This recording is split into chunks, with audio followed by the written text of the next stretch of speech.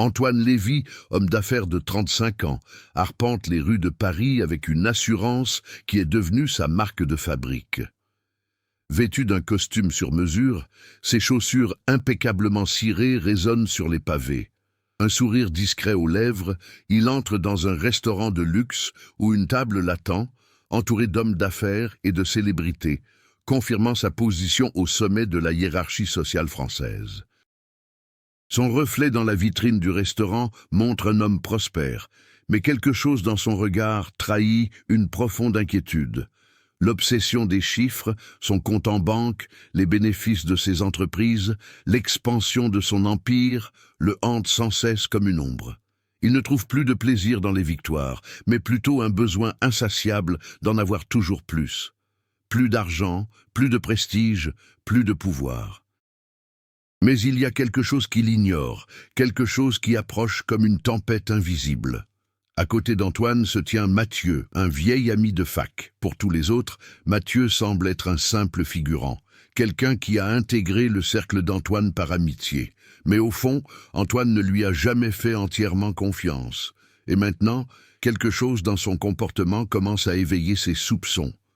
Mathieu arbore un sourire doux, mais ces yeux-là, ne mentent pas. Il observe Antoine avec une intensité qui ne passe pas inaperçue. Entre deux verres de vin, une conversation détendue est interrompue par un appel téléphonique. Antoine s'éloigne pour répondre, son regard se faisant plus grave, presque vide. De retour à table, un léger sourire se dessine sur son visage, comme s'il maîtrisait la situation. Mais ses yeux trahissent une panique imminente. Paris, la ville lumière, n'a jamais été qu'un simple décor pour Antoine.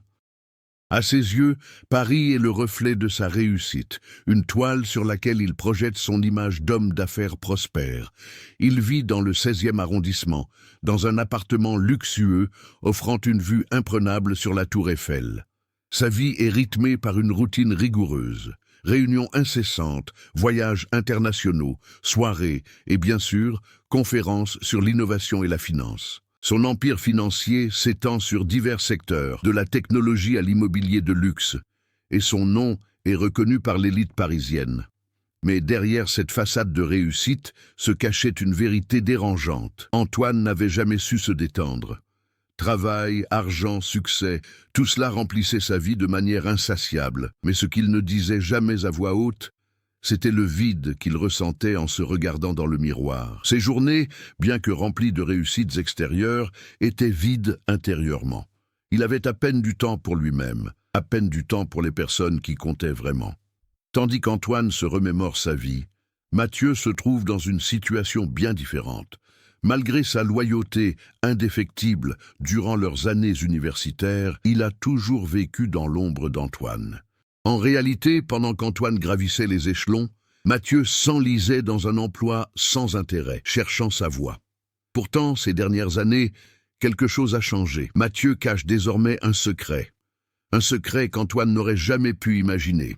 La relation entre les deux, jadis inséparable, est maintenant empreinte d'une tension palpable. Mathieu commença à percevoir ce que beaucoup d'autres ne voyaient pas. La quête acharnée de succès d'Antoine n'était pas motivée par une ambition véritable, mais par un besoin de reconnaissance. Antoine avait peur d'être oublié. Il avait peur de perdre tout ce qu'il avait accompli, et surtout, il avait peur d'être laissé pour compte. Mathieu, quant à lui, après des années de frustration, commença à déceler un vide dans la vie de son ami. Il savait que le moment opportun pour agir approchait. Pendant ce temps, la France, berceau de la révolution et de l'innovation, traverse une période de turbulence. L'économie est confrontée à des défis mondiaux et la classe moyenne est de plus en plus accablée. Le contraste entre l'opulence d'Antoine et la réalité des rues de Paris est plus frappant que jamais. Les débats sur les inégalités sociales, la crise économique et les mutations politiques s'intensifient. Et dans ce contexte, les décisions d'Antoine commencent à avoir des répercussions bien plus importantes qu'il ne l'imaginait. Ce qu'il n'avait jamais compris, c'est que son succès, acquis au détriment d'autrui, a un prix. Le téléphone d'Antoine sonna de nouveau, interrompant sa réflexion dans la salle de réunion. Il jeta un coup d'œil au numéro affiché, et une ombre passa sur son visage. C'était son bureau londonien. Quelque chose n'allait pas. Il répondit. La voix de l'assistante à l'autre bout du fil était urgente. Un grave problème technique affectait l'un des projets les plus rentables de son entreprise, un projet qu'il supervisait lui-même de près. La panique l'envahit, mais il reprit rapidement ses esprits. La réunion au restaurant se poursuivit, mais le sourire d'Antoine était désormais forcé. Il fit un geste de la main pour indiquer qu'il devait partir. Mathieu, assis en face de lui, le fixait avec une intensité qui semblait maintenant plus calculée qu'auparavant. Il n'était plus seulement l'ami avec qui Antoine partageait un verre de vin. Il y avait quelque chose de plus, quelque chose qu'Antoine ne parvenait toujours pas à cerner. En quittant le restaurant, Antoine se dirigea d'un pas rapide vers sa voiture sans dire au revoir à personne. Le chauffeur l'attendait déjà et il monta à bord sans un mot. Le problème à Londres était grave, et ce n'était pas nouveau. Son entreprise entrait dans une phase risquée. Son empire, qui avait jadis paru inébranlable, semblait désormais plus vulnérable. Une série de décisions impulsives et peut-être une pointe d'arrogance avaient tout mis en péril. Ce qu'Antoine ignorait, c'est que Mathieu, qui suivait de près les moindres faits et gestes de son ami, préparait le terrain pour un retournement de situation. Ces derniers mois, Mathieu avait découvert quelque chose qui pourrait changer à jamais le cours de la vie d'Antoine. Il avait appris que, derrière une façade de réussite, Antoine était lourdement endetté auprès d'un groupe d'investisseurs internationaux. Il avait dissimulé cette dette à tous, y compris à ses actionnaires les plus proches, en recourant à une série de manipulations financières pour masquer les irrégularités. À présent, le secret était sur le point d'être révélé, et Mathieu le savait. Pendant qu'Antoine s'efforçait de résoudre ses problèmes financiers, Mathieu se préparait à agir. Il rencontra secrètement un ancien camarade d'université, devenu avocat spécialisé dans les litiges financiers, et commença à élaborer un plan pour tout révéler. Mais il y avait plus. Mathieu ne voulait pas seulement dévoiler la faillite imminente d'Antoine. Il voulait quelque chose de plus. Quelque chose qu'Antoine n'aurait jamais pu prévoir. La nuit tombait sur Paris, et tandis que la ville scintillait de ses célèbres lumières, un complot complexe se tramait dans l'ombre. Antoine, obsédé par la correction des erreurs financières de son entreprise, ne se doutait pas du piège qui allait lui être tendu. Les réunions, les coups de téléphone et les rendez-vous qu'il multipliait pour tenter de sauver son empire n'étaient que des pions dans un jeu machiavélique. Il s'enfonçait toujours plus profondément, ignorant que la plus grande menace venait de celui qu'il considérait comme un ami. Cependant, l'enjeu n'était pas seulement financier. Antoine était sur le point de perdre quelque chose de bien plus précieux qu'il ne l'aurait imaginé. La confiance de tous ceux qui l'entouraient, y compris la loyauté de Mathieu.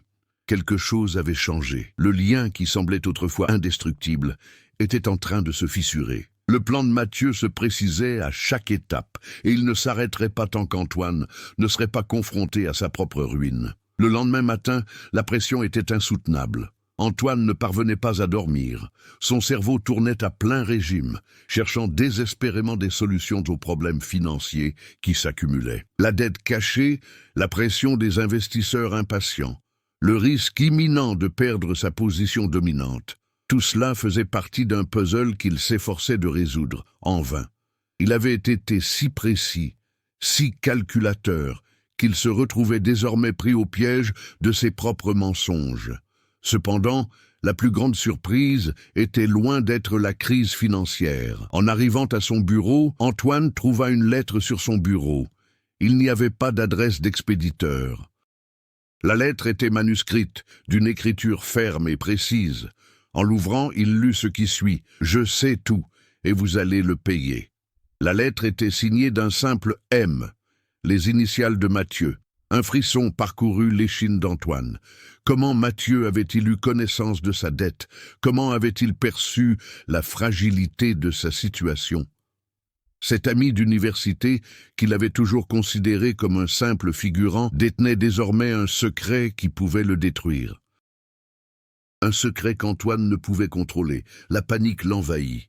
Il tenta de se raisonner. « Ce n'est qu'un jeu », pensa-t-il. « Il essaie juste de me faire pression. » Pourtant, une intuition lui disait que ce n'était pas une vaine menace.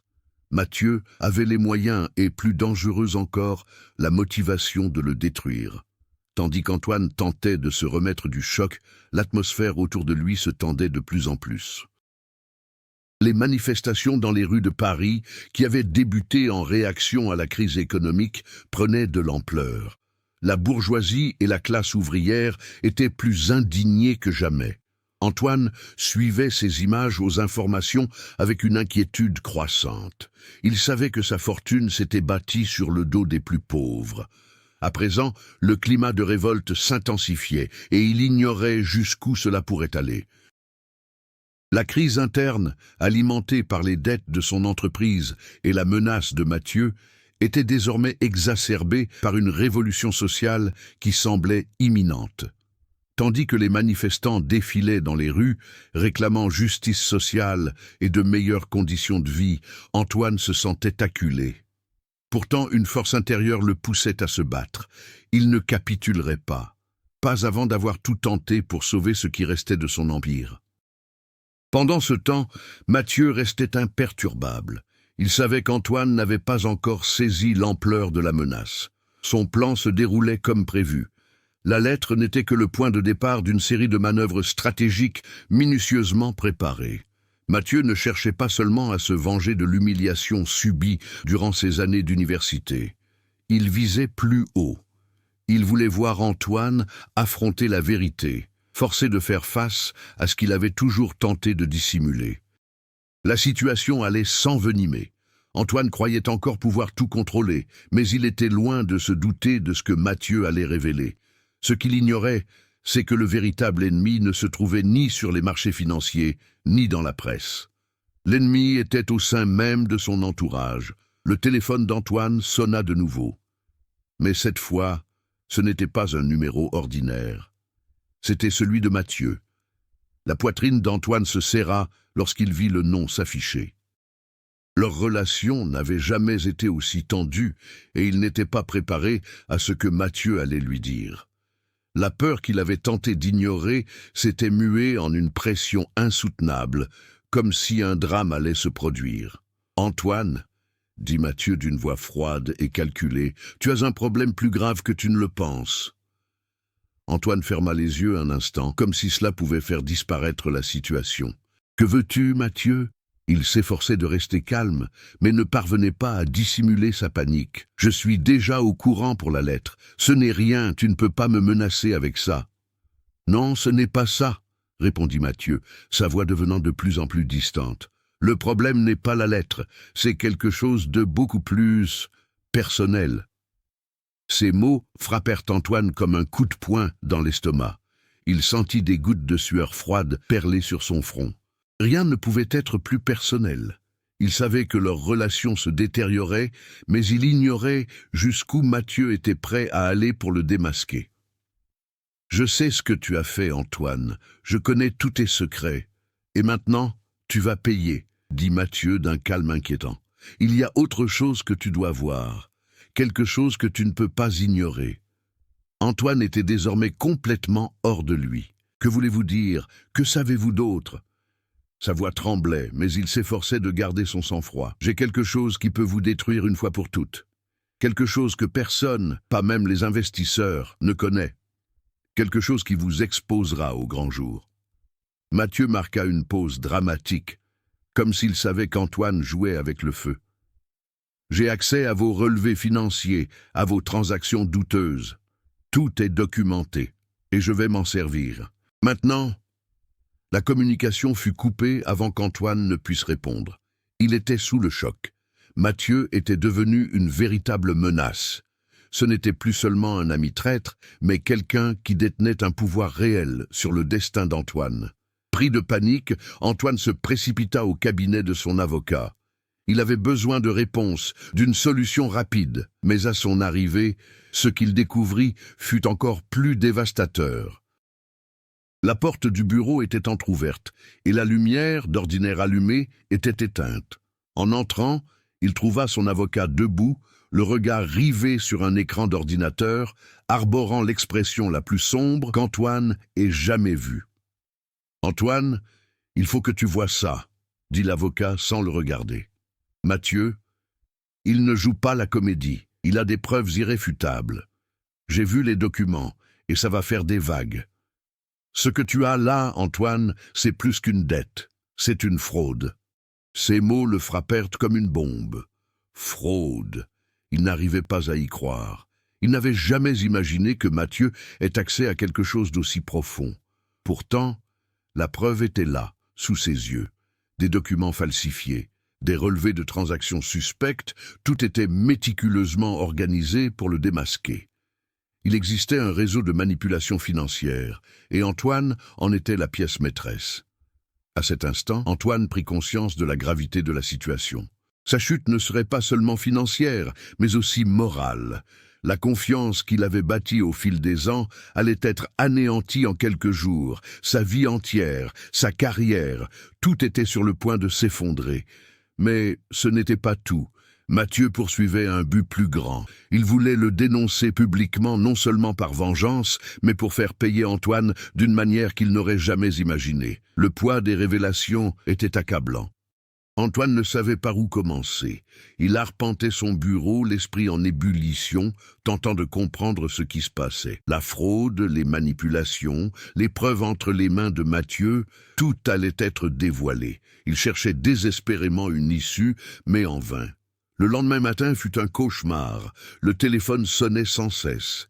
Il savait que les investisseurs commençaient à comprendre ce qui se tramait. Maintenir les apparences était devenu insupportable. Ce qui n'était au départ qu'une simple manœuvre financière était désormais une question de survie. Antoine savait que le temps pressait.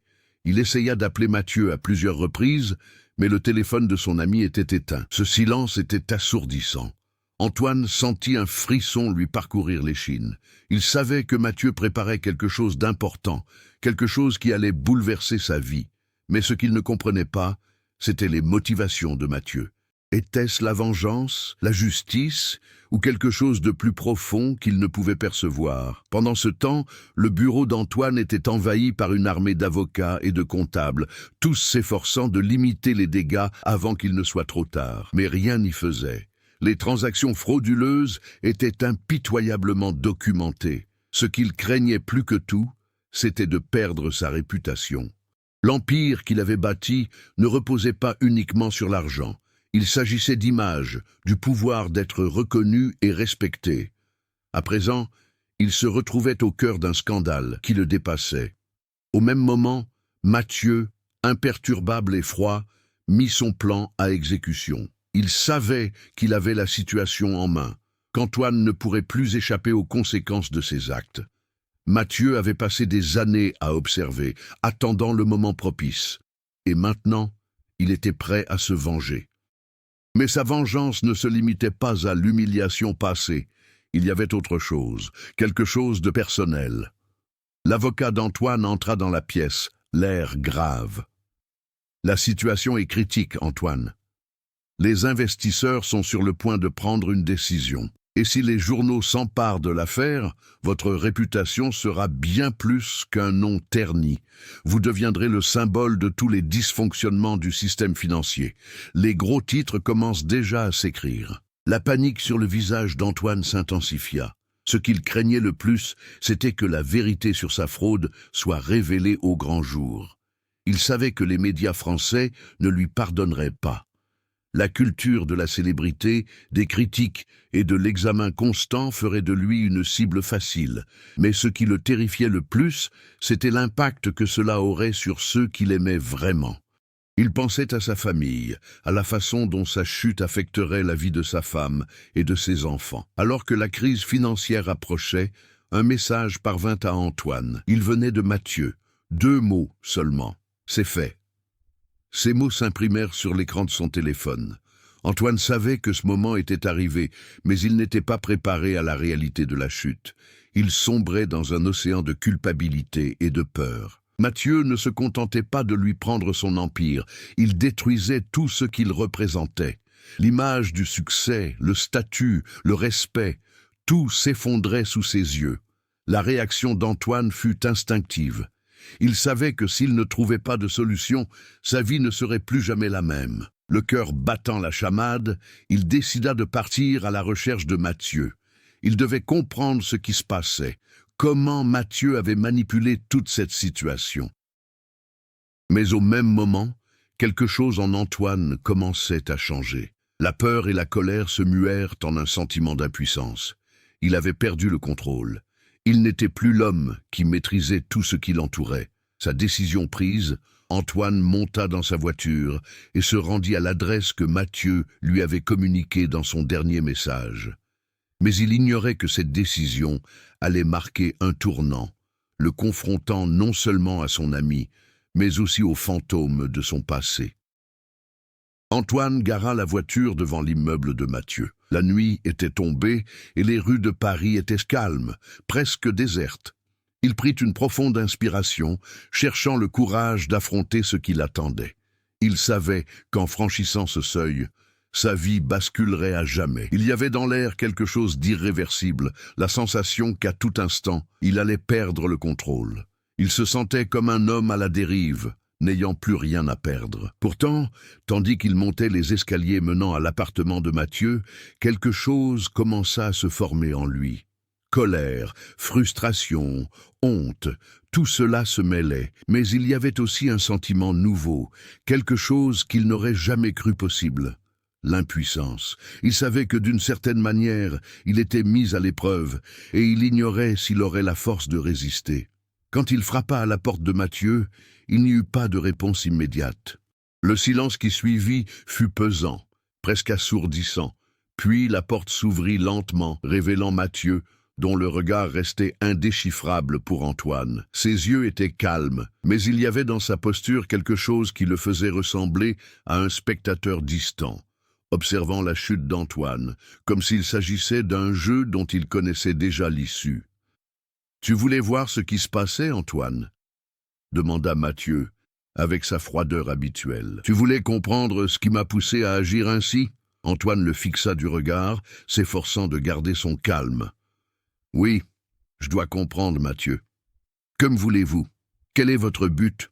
Vous êtes en train de me détruire. » Mathieu recula, laissant la porte ouverte, signalant à Antoine qu'il pouvait entrer. Mais il n'offrait pas l'hospitalité. Il offrait l'espace nécessaire pour que la vérité éclate enfin. « Tu t'es toujours cru supérieur, Antoine. Tu as toujours été le maître de ta propre vie, n'est-ce pas? Mais la vérité, c'est que tu as toujours eu peur de perdre, peur d'être vulnérable. Tu n'as jamais accepté l'idée que tout puisse s'effondrer. Et quand tu t'es retrouvé au bord du gouffre, ta supercherie dévoilée, qu'as-tu fait? Tu as essayé de tout cacher. Tu as utilisé l'argent, l'image, la manipulation pour garder le contrôle. Mais ce que tu n'as pas compris, c'est qu'en agissant ainsi, tu t'es seulement éloigné de ta véritable nature. » Antoine déglutit difficilement. Il savait qu'il était confronté à quelque chose de bien plus grave qu'il ne l'avait imaginé. Mathieu était là non seulement pour détruire sa vie, mais aussi pour démasquer sa véritable nature. Un homme qui se servait du pouvoir et de la fortune comme de bouclier contre ses propres peurs et insécurités. Tu ne comprends pas, Mathieu. J'ai fait ce qu'il fallait pour en arriver là. Pour devenir quelqu'un, je ne connaissais pas d'autre solution. Si j'étais sincère, si j'étais vulnérable, personne ne me respecterait. Je n'aurais rien. Mathieu le regarda d'un regard mêlant tristesse et compréhension. Tu as raison sur un point. Tu n'as jamais su être vulnérable.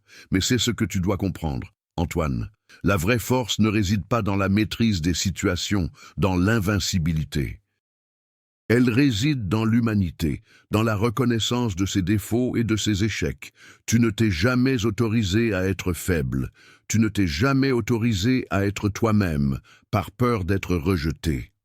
Antoine sentit un poids écrasant sur sa poitrine. Il n'était plus face à un homme qui voulait le détruire. Mathieu n'était pas là pour ruiner sa vie par vengeance. Il était là pour remettre en question tout ce qu'Antoine croyait savoir de lui-même.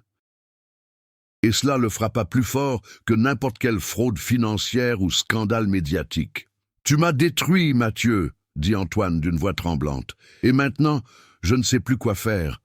Comment reconstruire tout ça? Mathieu s'approcha et, pour la première fois, son expression fut moins froide, plus humaine. On se reconstruit en acceptant les conséquences, Antoine. Et plus important encore, on se reconstruit en s'autorisant à être vulnérable, en s'autorisant à être soi-même. Ce qui s'est passé n'est pas la fin de ton histoire, mais le début d'un nouveau chemin. Si tu veux aller de l'avant, il va falloir que tu te libères de ta peur. Antoine resta silencieux un instant, absorbant les paroles de Mathieu. Il ne savait pas s'il était prêt pour ce changement. L'idée de se dévoiler, de perdre l'image de l'homme parfait qu'il s'était forgé au fil des ans, était terrifiante. Mais il y avait en lui quelque chose qu'il commençait à percevoir pour la première fois. La véritable transformation ne résidait pas dans le fait de se cacher, mais dans la confrontation avec ses faiblesses. Antoine soupira et fit un pas en avant. « Je ne sais pas comment, Mathieu, mais je suis prêt à essayer. S'il faut que je perde tout pour me retrouver, qu'il en soit ainsi. » Mathieu se contenta d'acquiescer, comme s'il attendait ce moment. Il n'était pas là pour donner des réponses faciles, mais pour aider Antoine à trouver sa propre vérité. Dans les jours qui suivirent sa conversation avec Mathieu, Antoine fut submergé par un tourbillon d'émotions. Il ne savait pas exactement comment réagir aux révélations de son ami, mais une chose était claire. Il ne pouvait plus fuir sa véritable nature. La vie qu'il avait bâtie sur le contrôle, le pouvoir et la manipulation s'effondraient, mais une idée nouvelle germait en lui, la possibilité de tout reconstruire de façon plus authentique. Cependant, les problèmes financiers et les dettes de son entreprise n'allaient pas disparaître d'eux-mêmes. La lettre de Mathieu, la fraude et les secrets sur le point d'être révélés à la presse, tout cela était encore là, prêt à exploser. Mais pour la première fois, Antoine ne ressentait aucune peur. Il y avait une force dans sa vulnérabilité. Il savait qu'il était confronté à un choix décisif. Sa première décision fut d'affronter le scandale de front. Fini les manœuvres financières douteuses et les protections juridiques. Antoine convoqua une réunion avec les principaux investisseurs de son entreprise, ceux qu'il craignait de perdre à tout prix. Il était temps de révéler la vérité, aussi douloureuse fut-elle. En entrant dans la salle de conférence, il fut frappé par le silence pesant. Il observa les visages des investisseurs et, pour la première fois, il eut quelque chose qu'il n'avait jamais remarqué auparavant. L'espoir. Avant, il s'était toujours considéré comme le maître du jeu, celui qui avait la situation bien en main. À présent, il n'était plus qu'un homme qui avait besoin d'une chance. Avec le même calme que Mathieu lui avait appris à cultiver, Antoine prit la parole. « Je sais que vous êtes tous réunis pour discuter des difficultés financières de mon entreprise. Je sais que votre confiance en moi est sur le point d'être trahie. Mais avant de prendre la moindre décision, je tiens à ce que vous connaissiez la vérité. » Il marqua une pause, sentant le poids des responsabilités peser sur ses épaules, sans toutefois laisser paraître sa faiblesse. « Ces dernières années, j'ai fait de mauvais choix. J'ai eu recours à des méthodes douteuses pour maintenir l'entreprise à flot. J'ai menti. J'ai dissimulé des dettes. J'ai falsifié des chiffres. Mais je ne suis plus l'homme que vous connaissez. Et je ne peux plus vivre dans le mensonge. La vérité est ailleurs, et s'il me faut tout perdre pour retrouver mon honneur, qu'il en soit ainsi. » Le silence régnait dans la salle. Les investisseurs exprimaient des sentiments allant de la surprise à l'incrédulité. Certains semblaient anxieux, d'autres incrédules. Antoine savait qu'il avait mis sa carrière et sa fortune en jeu, mais il ignorait jusqu'où cela le mènerait. Pendant ce temps, les rues de Paris restaient en ébullition. La crise sociale qui s'était propagée dans les quartiers les plus pauvres et les banlieues de la ville était sur le point d'atteindre un point critique. Le gouvernement français prenait des mesures pour contenir les manifestations, mais le fossé entre les classes sociales devenait de plus en plus criant. La crise économique, qui avait semblé lointaine aux riches et aux puissants, était désormais à leurs portes. Antoine savait que tandis qu'il affrontait ses propres démons, le monde autour de lui se préparait lui aussi à une transformation. Les investisseurs l'observaient en silence. Finalement, l'un des plus anciens, l'homme d'affaires Jean-Pierre Dufresne, connu pour sa rigidité et son intransigeance, prit la parole. « Crois-tu vraiment pouvoir redorer ton blason après tout ça, Antoine ? Il n'y a plus de retour en arrière possible. Tu as trahi notre confiance. Antoine fixa Jean-Pierre sans détourner le regard. Je sais qu'il n'y a peut-être pas de retour en arrière, mais je suis prêt à tout pour recommencer, même si cela signifie perdre tout ce que j'ai construit. Je ne m'attends pas à ce que tu me pardonnes. Je veux juste que tu saches que j'assume les conséquences de mes erreurs et que je suis prêt à repartir à zéro. Jean-Pierre le fixa longuement avant d'acquiescer d'un léger signe de tête. Ce n'était pas un signe de pardon, mais peut-être de respect. Le silence qui régnait dans la pièce était presque pesant, mais Antoine sentait, pour la première fois depuis longtemps, qu'il était maître de sa vie, n'étant plus guidé par la peur, ni par le besoin de sauver les apparences. Pendant ce temps, Mathieu observait la situation de loin. Il savait qu'Antoine faisait ce qu'il fallait. Il savait que la véritable transformation ne résultait ni d'une simple réconciliation, ni d'un acte de bravoure. Elle naissait de la capacité à se mettre à nu, à reconnaître ses erreurs et à repartir à zéro. Mathieu n'avait plus l'intention de détruire Antoine. Sa mission était accomplie. Il ne cherchait plus à se venger. Désormais, il voulait seulement voir si son ami aurait le courage de vivre la vérité. Les préparatifs du dénouement étaient enfin lancés. Antoine se reconstruisait, mais au même moment, le monde autour de lui était sur le point d'exploser. La lutte intérieure et extérieure allait se heurter de manière irréversible. Le jour J était enfin arrivé. Antoine savait que sa vie allait basculer, mais pas comme il l'avait imaginé. Il avait fait tout son possible pour affronter la vérité, mais les conséquences de ses actes restaient à venir. Le scandale qu'il redoutait était sur le point d'éclater avec une force incommensurable. Le téléphone sonna sur son bureau, interrompant ses pensées. Il regarda l'écran. C'était la secrétaire de la société, avec le message qu'il redoutait le plus. « Monsieur Antoine, l'information, elle est désormais publique. Le scandale est confirmé. Les journaux publient les détails.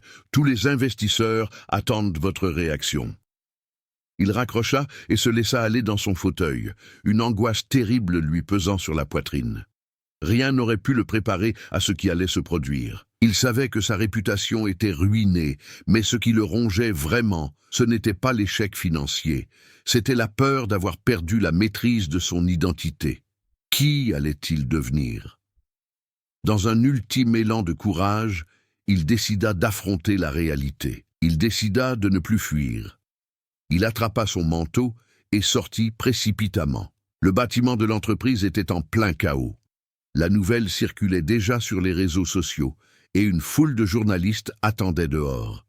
La pression était insoutenable, mais Antoine se fichait désormais de l'image qu'il projetait. Il ne voulait plus être cet homme qui contrôlait tout, qui manipulait les autres pour parvenir à ses fins. Il voulait simplement être lui-même, assumer les conséquences de sa chute et reconstruire sa vie à partir de zéro. En entrant dans l'auditorium où une conférence de presse allait se tenir, il vit les regards désapprobateurs et incrédules de ses collègues et investisseurs. Jean-Pierre Dufresne était là, le visage plus sévère que jamais. Il savait ce qu'Antoine avait fait, il savait que la confiance était irrémédiablement brisée. Mais, en regardant Antoine dans les yeux, Jean-Pierre n'exprimait plus de colère, seulement une résignation silencieuse. « Monsieur Antoine, avez-vous quelque chose à dire ?» Le journaliste, placé au premier rang, rompit le silence par une question directe, mais amère. Antoine se tenait devant l'assemblée, une tension palpable le parcourant.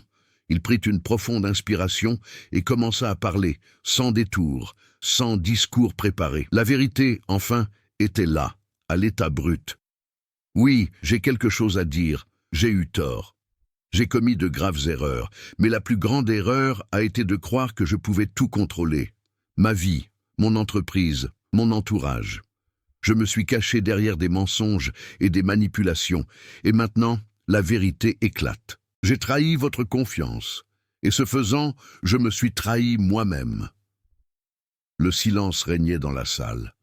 Aucun journaliste n'osait l'interrompre. Les paroles d'Antoine semblaient à la fois des excuses et une déclaration de reddition. Il était brisé, mais plus anéanti. Il savait qu'il ne pouvait revenir en arrière, mais il possédait désormais quelque chose qui lui manquait. L'humilité, d'en accepter les conséquences. Jean-Pierre leva la main, brisant le silence tendu. « Alors, qu'est-ce que tu comptes faire, Antoine? Que peut-on faire maintenant pour inverser la situation ?» Antoine regarda l'homme qu'il avait toujours observé d'un œil critique et répondit fermement « Rien ne pourra effacer ce qui s'est passé. Mais je peux essayer de faire ce qui est juste maintenant. Je démissionnerai de la direction de l'entreprise, je vendrai mes parts. Je rembourserai toutes les dettes, quel qu'en soit le prix. Je sais que je n'ai plus aucune confiance en vous, mais au moins j'essaierai de reconstruire ma vie en dehors de tout ça. Et s'il existe une voie de rédemption, ce sera pour moi, et non plus pour la réussite financière. » La réponse d'Antoine surprit beaucoup, mais la sincérité brute de ses paroles, dans sa façon de parler, instaura un silence pesant. Il ne cherchait ni à sauver la face, ni à maintenir une façade. Il se libérait enfin. Mais il y avait autre chose. Tandis qu'il parlait, les bruits de la ville, qui lui semblaient lointains jusque-là, commencèrent à s'intensifier.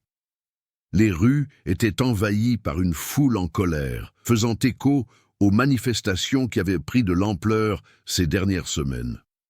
La crise économique avait atteint un point de non-retour, et Paris était désormais en proie au chaos. Le gouvernement prenait des mesures pour contenir la révolte, mais la réalité était implacable. La lutte pour la justice sociale et économique était à deux doigts de dégénérer en affrontements violents. Antoine observait tout cela, sentant le chaos s'installer. C'est à cet instant, en regardant les visages des journalistes, des investisseurs et même de Mathieu, qu'il comprit le véritable sens de tout ce qui se passait. Il n'était pas seulement confronté à ses propres échecs, il était, d'une certaine manière, forcé de se connecter à la douleur collective du monde qui l'entourait. Ce qu'il avait bâti n'était pas qu'une façade de pouvoir, mais aussi une forteresse contre les véritables difficultés de la vie.